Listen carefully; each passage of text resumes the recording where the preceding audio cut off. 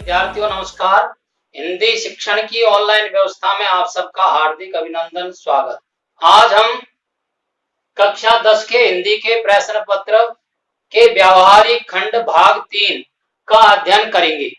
खंड 3 में हमसे एक प्रश्न वाक्य शुद्धि संबंधी पूछा जाता है। हम पहले पढ़ चुके हैं कि वाक्य संबंधी 5 प्रकार की अशुद्धियां वह हमसे ठीक करवाता है, शुद्ध करवाता है।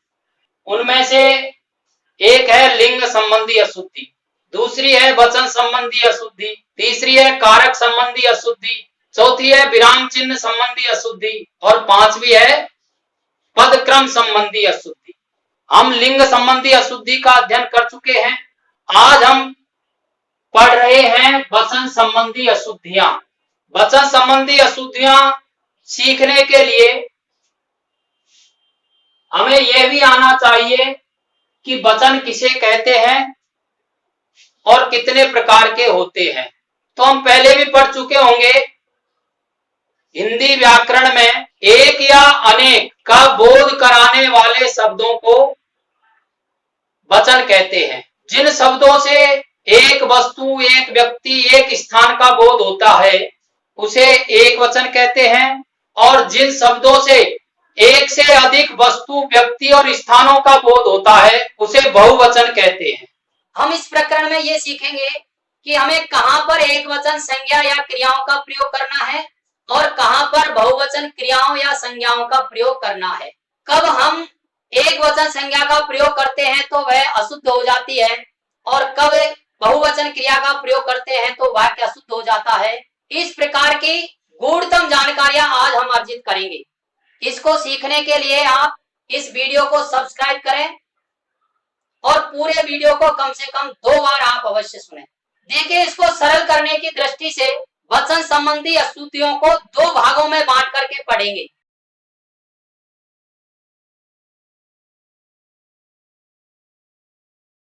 एक भाग है सामान्य जानकारी।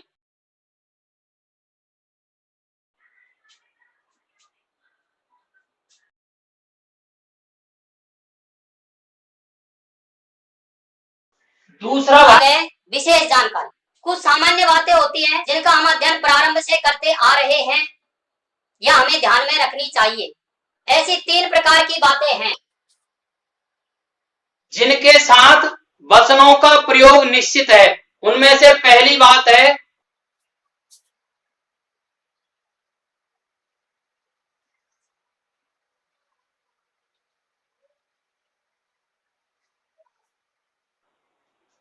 आदर सूचक या सम्मानजनक पदों के साथ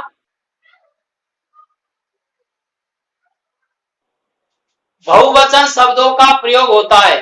पिताजी आ रहे हैं, पिताजी आदर सूचक शब्द है, इसलिए आ रहे हैं बहुवचन क्रिया का प्रयोग हुआ है।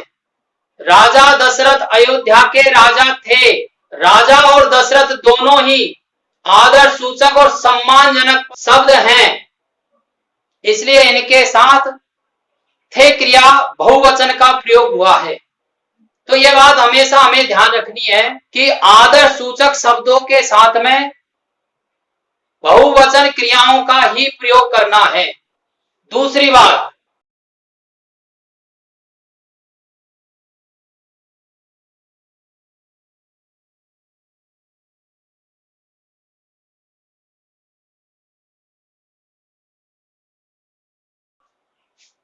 चार शब्द ऐसे हैं जिनका प्रयोग हमेशा बहुवचन में ही होता है।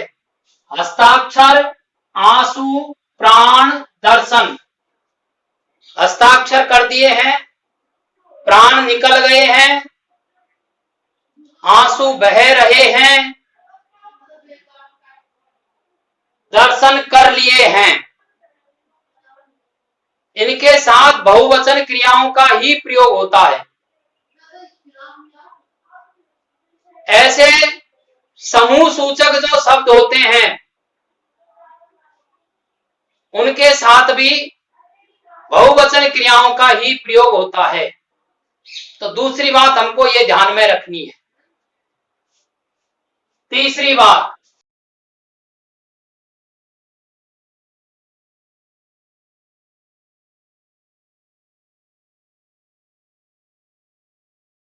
भाववाचक संज्ञा शब्द हमेशा एक वचन में ही काम आते हैं। बुढ़ापा आ गया है, चढ़ाई चढ़ रहा हूं, ये ऐसे शब्द हैं जो भाववाचक संज्ञा के हैं और इनका प्रयोग हमेशा एक वचन में ही होता है। ऐसे ये 3 प्रकार की सामान्य जानकारी है जिनको हमें याद रखना ही चाहिए। विशेष प्रकार की जानकारियां भी, और यहां हमने 3 भागों में बांट करके पढ़ाने का प्रयास किया है। आपको याद रहे इस दृष्टि से और नियमों को 3 बिंदुओं में समेट दिया है। उनमें से पहला नियम है संज्ञा के संबंध में।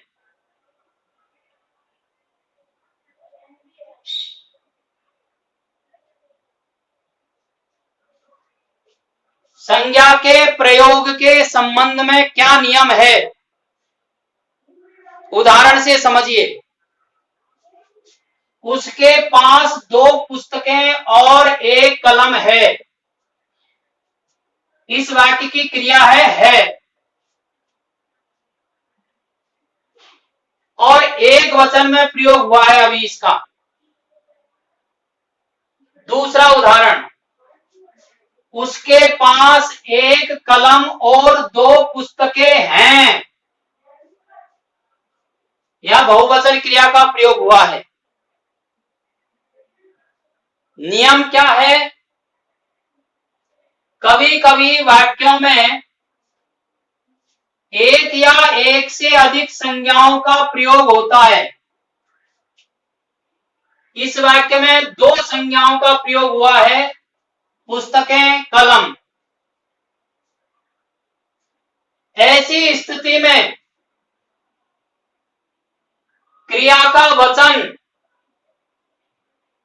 उस क्रिया से पहले आने वाली संज्ञा के अनुसार होता है।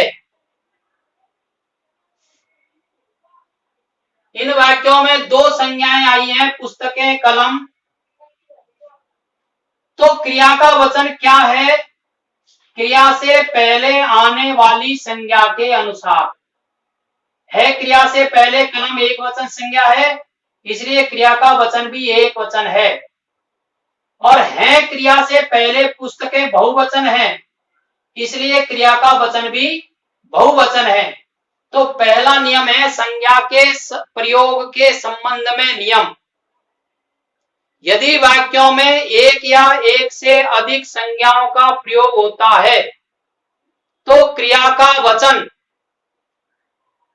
क्रिया से पहले आने वाली संज्ञा के अनुसार होता है। यह पहला नियम है। दूसरा नियम है अथवा या शब्द के प्रयोग के संबंध में।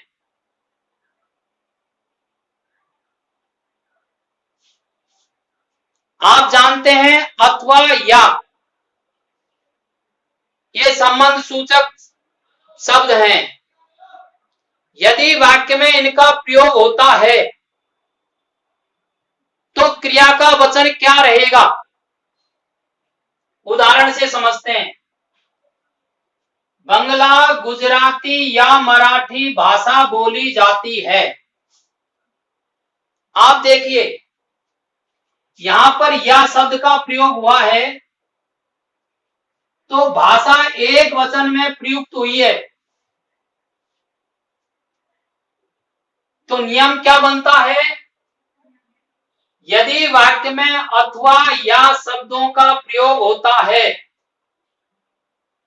तो इसके बाद आने वाले क्रिया शब्द अंत वाले शब्द के अनुसार वचन होता है।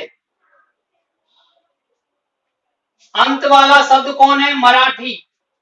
ये एक वचन है, इसलिए एक वचन क्रिया या एक वचन संज्ञाओं का ही प्रयोग इसके बाद में होगा।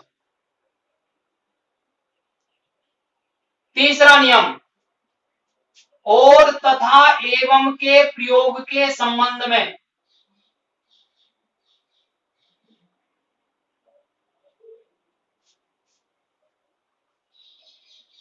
यदि वाक्य में और या एवं शब्दों का प्रयोग हो रहा है तो क्रिया का वचन क्या रहेगा? उदाहरण से समझते हैं। बंगला, गुजराती और मराठी भाषाएं बोली जाती हैं आएगा। बहुवचन क्रिया का प्रयोग हुआ है तो नियम बन गया, यदि वाक्य में और या एवं शब्द का प्रयोग होता है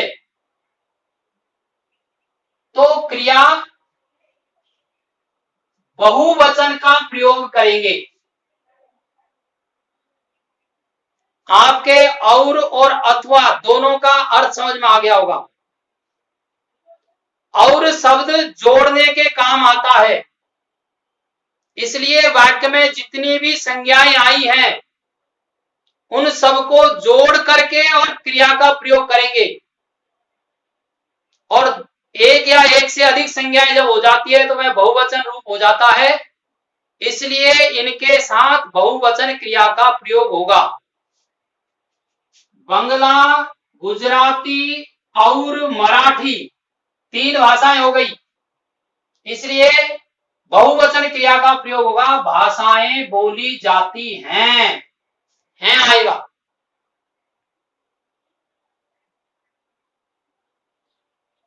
अथवा हमेशा वाक्य को अलग अलग करने के काम आता है, या भी अलग अलग करता है, इसलिए यहां देखिए आप, बंगला, गुजराती या मराठी अलग हो गया, इसलिए या शब्द के बाद आने वाला जो पद है उसके अनुसार क्रिया का प्रयोग होता है। इसके बाद यहाँ ये एक वचन में है, इसलिए क्रिया भी एक वचन में आई है। एक उदाहरण से और समझिए, ग्रामीणों और डाकुओं में लड़ाई हुई। यदि इस वाक्य को हम ग्रामीण और डाकुओं में लड़ाई हुई तो यह अशुद्ध हो जाता वाक्य, क्योंकि और शब्द जोड़ने के काम आता है।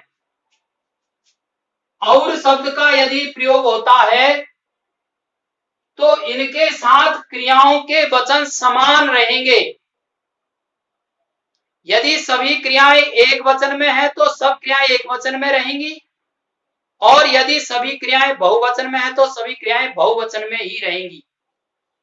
ऐसे नहीं होगा एक क्रिया एक वचन की रहेगी और फिर एक क्रिया बहुवचन की।